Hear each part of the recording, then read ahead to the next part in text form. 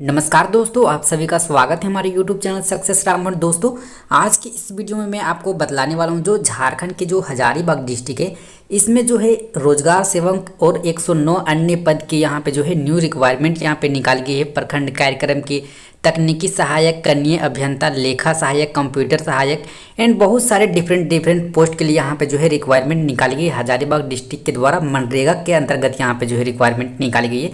तो झारखंड के आप किसी भी डिस्ट्रिक्ट से होंगे, किसी भी कैटेगरी से मेल या फिर फीमेल होंगे तो आप बिल्कुल जो है इसके लिए आवेदन कर सकते हैं। बहुत बड़ी भर्ती यहाँ पे जो है हजारीबाग डिस्ट्रिक्ट के द्वारा यहाँ पे निकाली गई। लगभग 109 सीटें यहाँ पे जो है बतलाई गई। तो आज की इस वीडियो में मैं पूरी डिटेल्स में इसके बारे में यहाँ पे बतलाने वाला हूँ कि कौन से कैंडिडेट आप इसमें अप्लाई कर पाएंगे, क्या क्वालिफिकेशंस आपको यहाँ पे ली जा रही है एंड कौन से पोस्ट में कितने सारे सीटें यहाँ पे किस कैटेगरी में यहाँ पे निकाली गई। तो वीडियो में आगे बढ़ने से पहले आपसे एक छोटी सी रिक्वेस्ट होगी कि वीडियो को आप लाइक कर दें और वीडियो थोड़ी सी भी अगर आपके लिए इन्फॉर्मेटिव लगेगी तो चैनल को सब्सक्राइब करके बेल का आइकन होगा उस पर क्लिक करके ऑल पे प्रेस कर लें, ताकि जो भी इस प्रकार की जॉब की इन्फॉर्मेशन आएगी तो सबसे पहले आपको यहाँ पे मिल जाया करेगी। तो चैनल को जरूर से सब्सक्राइब कर लें। तो चलिए इसकी जो ऑफिशियल नोटिफिकेशन है उसमें ओपन करके सारा डिटेल्स आपको यहाँ पे बतलाते हैं कि कौन से कैंडिडेट आप इसमें अप्लाई कर पाएंगे। तो देखिए दोस्तों, ये जो है इसका ऑफिशियल नोटिफिकेशन है जो जिला ग्रामीण विकास अभिकरण हजारीबाग डिस्ट्रिक्ट के द्वारा यहाँ पे जो है मनरेगा के योजना अंतर्गत विभिन्न पदों की रिक्तियों के संबंध में यहाँ पे जो है विज्ञापन जारी की गई है। रिसेंटली में जो है इसकी एडवर्टाइजमेंट यहाँ पे जारी की गई। ठीक है, आगे भी यहाँ पे देख पा रहे कि यहाँ पे जो बताया गया कि महात्मा गांधी राष्ट्रीय ग्रामीण रोजगार गारंटी अधिनियम अंतर्गत संचालित योजनाओं के कार्यान्वयन हेतु प्रखंड कार्यक्रम पदाधिकारी, तकनीकी सहायक, सहायक अभियंता के समकक्ष, तकनीकी सहायक, कनीय अभियंता के समकक्ष, लेखा सहायक, कंप्यूटर ऑपरेटर, इन सारी पोस्ट की यहाँ पे जो है रिक्तियाँ यहाँ पे निकाली गई है। यानी कि जो मनरेगा के अंतर्गत जो ये जितने भी सारे जो योजना निकाली जाती है उन सारी योजनाओं का जो है कार्य यहाँ पे सुचारू रूप से यहाँ पे चल सके, इसके लिए यहाँ पे जो इन सारी पोस्ट की रिक्वायरमेंट यहाँ पे निकाली गई। तो यहाँ पे आप देख पा रहे कि जो फर्स्ट में जो पोस्ट नेम आपका यहाँ पे दी गई है इसमें टोटल आपका प्रखंड कार्यक्रम पदाधिकारी के लिए यहाँ पे टोटल आपका यहाँ पे 4 सीटें हैं। तकनीकी सहायक जो यहाँ पे सहायक अभियंता के समक्ष है इसके लिए यहाँ पे जो है 14 सीटें हैं। वहीं पे तकनीकी सहायक जो कनीय अभियंता के समकक्ष के पोस्ट के लिए इसमें जो है 28 सीटें हैं। लेखा सहायक के लिए यहाँ पे जो है 2 सीट हैं। कंप्यूटर सहायक के लिए यहाँ पे 6 सीटें हैं एंड जो ग्राम रोजगार सेवक है इसमें टोटल यहाँ पे जो है 55 सीटें हैं। तो आप जिस भी कैटेगरी से आते होंगे तो उसके अनुसार भी आप यहाँ पे सीटें देख करके अप्लाई कर सकते हैं। लाइक अगर आप अनारक्षित में होंगे सो इसके लिए ग्राम जो रोजगार सेवक है इसमें यहाँ पे 30 सीटें हैं। जो अनुसूचित जनजाति के कैंडिडेट होंगे इन सारे कैंडिडेट के लिए यहाँ पे जो है ग्राम रोजगार सेवक में 2 सीटें हैं एंड 10 पोस्ट यहाँ पे जो है अनुसूचित जाति के लिए। अत्यंत पिछड़ा वर्ग के लिए यहाँ पे जो 8 सीटें हैं एंड पिछड़ा वर्ग के कैंडिडेट के लिए यहाँ पे जो है 5 सीटें हैं एंड टोटल आपको यहाँ पे 55 सीटें जो है यहाँ पे ग्राम रोजगार सेवक की पोस्ट के लिए यहाँ पे निकाली गई है हजारीबाग डिस्ट्रिक्ट के द्वारा। तो आप जिस भी पोस्ट में अप्लाई करना चाहते हैं, जिस भी कैटेगरी से होंगे तो उसके अनुसार जो है आप सीटें देख करके अप्लाई कर सकते हैं। ठीक है, बहुत अच्छी रिक्वायरमेंट है। लगभग जो है 109 सीटों के लिए यहाँ पे जो है रिक्वायरमेंट निकाली गई है। बात करते हैं इसकी जो एजुकेशन क्वालिफिकेशंस आपको यहाँ पे ली जा रही है। तो यहाँ पे डिफरेंट पोस्ट के लिए जो है अलग अलग क्वालिफिकेशंस आपको यहाँ पे ली जाएगी। तो यहाँ पर जो प्रखंड कार्यक्रम पदाधिकारी पोस्ट के लिए जो शैक्षणिक योग्यता आपको रखी गई है, जिसमें कि यहाँ पे फर्स्ट में अनिवार्य योग्यता यहाँ पे बोली गई।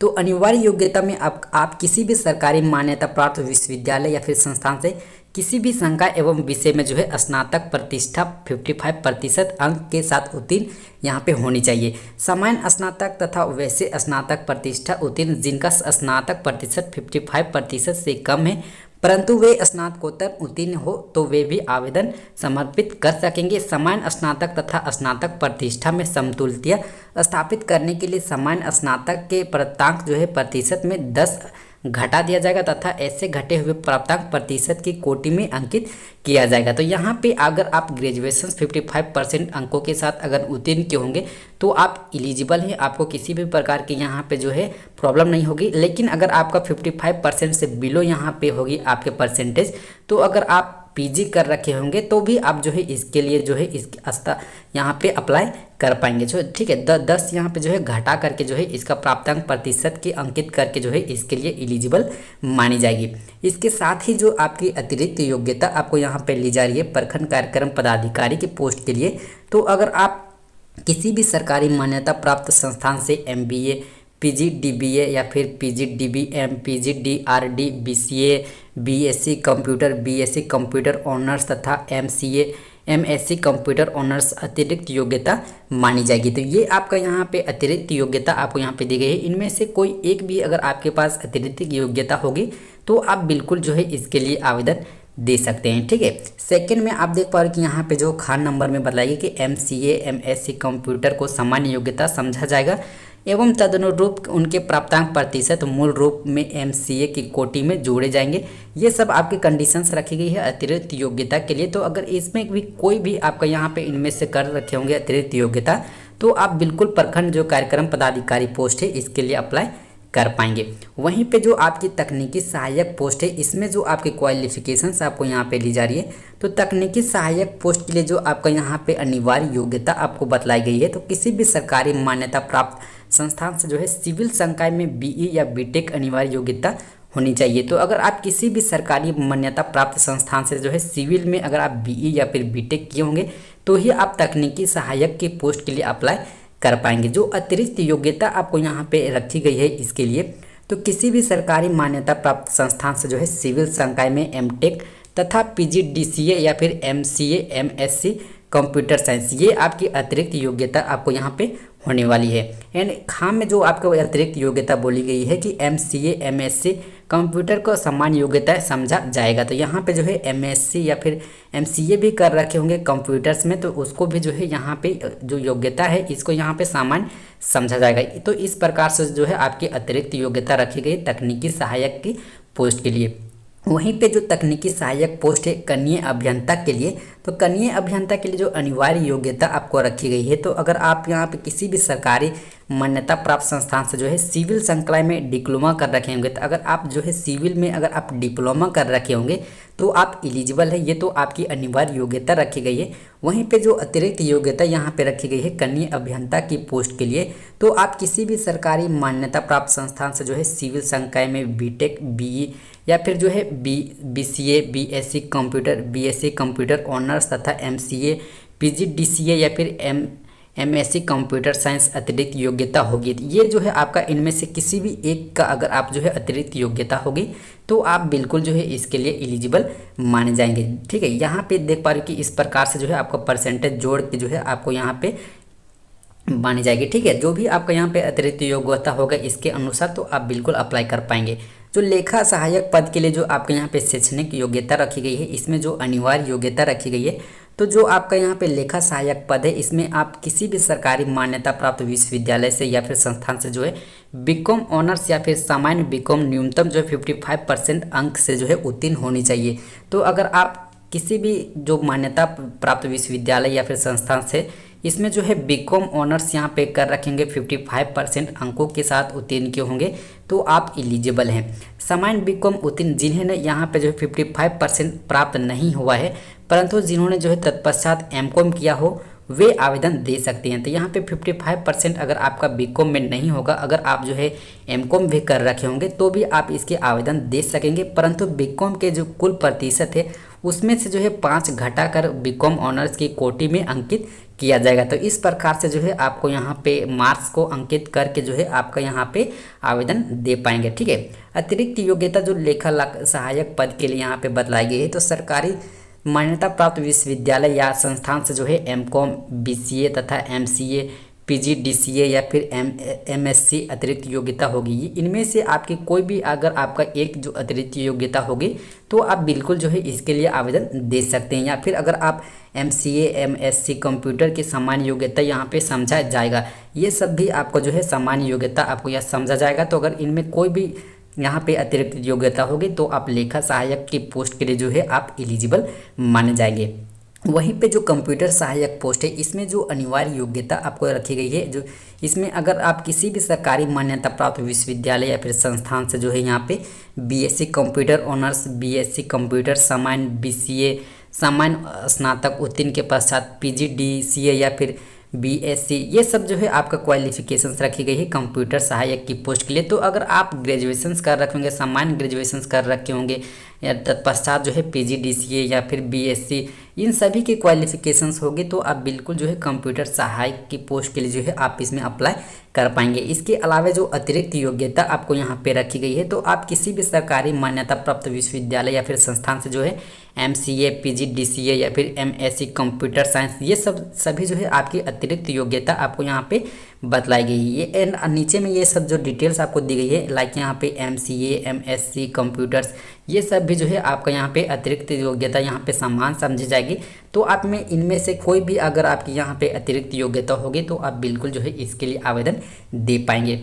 वहीं पे जो यहाँ पे रोजगार सेवक, यहाँ पे जो ग्राम रोजगार सेवक की पोस्ट है, इसमें जो अनिवार्य योग्यता आपको यहाँ पे ली जा रही है, तो अगर आप किसी भी सरकारी मान्यता प्राप्त विश्वविद्यालय या फिर संस्थान से जो है इंटरमीडिएट या मैट्रिक परीक्षा के पश्चात किसी भी ट्रेड में ITI, मैट्रिक के पश्चात यहाँ पे ITI की स्थिति में ITI के प्राप्तांक प्रतिशत को इंटरमीडिएट प्राप्तांक के प्रतिशत के समतुल्य समझा जाएगा। तो यानी कि अगर आपको यहाँ पे किसी भी विश्वविद्यालय या फिर संस्थान से इंटरमीडिएट या फिर अगर आप मैट्रिकुलेशंस कर रखे होंगे और साथ में आपका ITI होगा किसी भी ट्रेड से, तो आप बिल्कुल जो है इसके लिए आवेदन दे पाएंगे। लेकिन इसमें जो अतिरिक्त योग्यता आपको रखी गई है, तो किसी भी सरकारी मान्यता प्राप्त विश्वविद्यालय या फिर संस्थान से जो है किसी भी संकाय में स्नातक प्रतिष्ठा या फिर सामान्य स्नातक BCA तथा किसी विषय में जो है स्नातकोत्तर या स्नातक प्रतिष्ठा के प्रतिशत जो है प्राप्तांक को जो है 5 अंक को जो है अभिधार देते हुए स्नातक की कोटि में अंकित किया जाएगा। तो इसमें जो आपकी अतिरिक्त योग्यता आपको बोली गई है,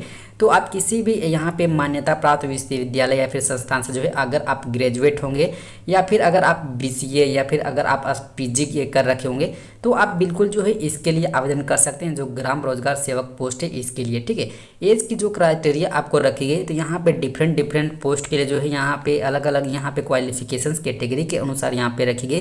तो यहाँ पे न्यूनतम जो है आप किसी भी पोस्ट में अप्लाई करते हैं किसी भी कैटेगरी में, तो यहाँ पे न्यूनतम आपकी 18 ईयर्स यहाँ पे न्यूनतम एज यहाँ पे रखी गई।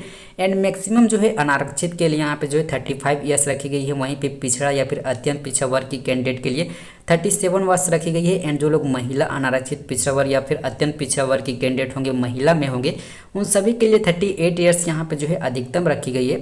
एंड जो लोग अनुसूचित जाति, अनुसूचित जनजाति या फिर मेल या फिर फीमेल होंगे, उन सभी के लिए अधिकतम वर्ष यहाँ पे 40 ईयर्स आपको यहाँ पे रखी गई है। अगर आप दिव्यांग जन होंगे, अगर आप PWD की कैंडिडेट होंगे, तो उसके अनुसार यहाँ पे जो है यहाँ देख पा रहे हो कि जो अधिकतम एज यहाँ पे जो है बतलाई गई है। इसमें कौन से कैंडिडेट आप आवेदन कर पाएंगे, तो आवेदन करने के लिए जो है राष्ट्रीयता आपका यहाँ पे आवेदक भारत के नागरिक होने चाहिए। ठीक है, तो भारत के नागरिक यहाँ पे होने चाहिए।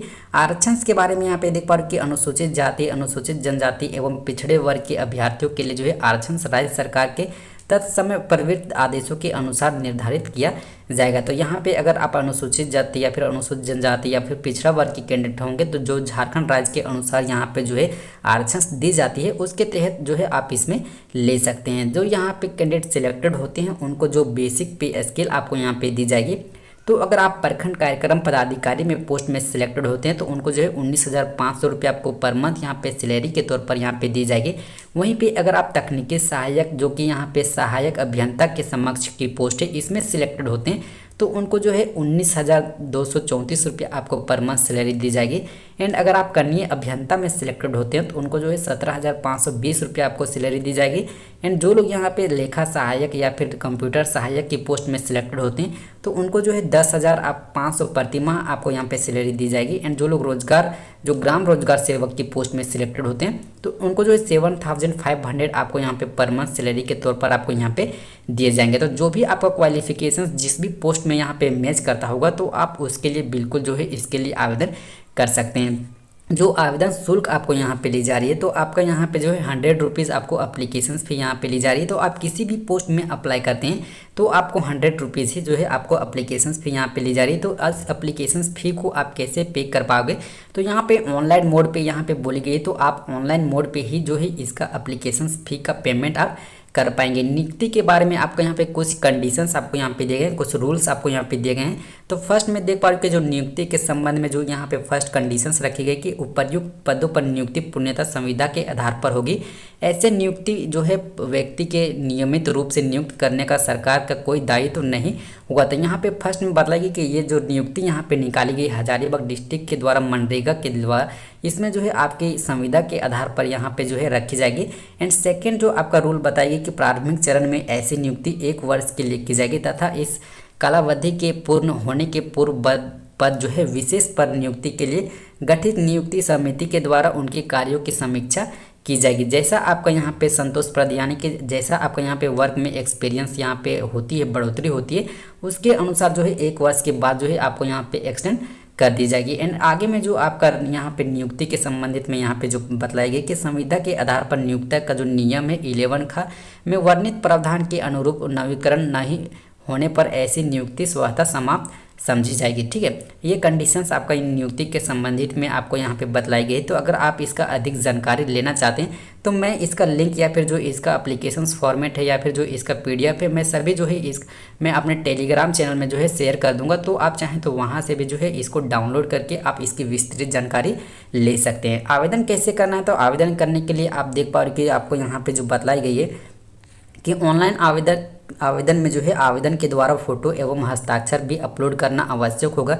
तो ऑनलाइन मोड पे जो है आप इसमें आवेदन करते हैं तो जो है फोटो एवं हस्ताक्षर भी जो है इसमें आपको अपलोड आपको करना होगा। आवेदक द्वारा जो है दिनांक 5/8/2021 से दिनांक 20/8/2021 की अपराह्न 5 बजे तक जो है वेबसाइट यहाँ पे दी गई है, इसमें आप जो है ऑनलाइन आवेदन किया जाएगा। ठीक है, तो यहाँ पे इस आवेदन जो है आपको ऑनलाइन मोड पे ही आपको यहाँ पे बतलाई गई है। तो इसका जो ऑनलाइन आवेदन की प्रोसेस है इस वेबसाइट के द्वारा आपको यहाँ पे भरी जाएगी।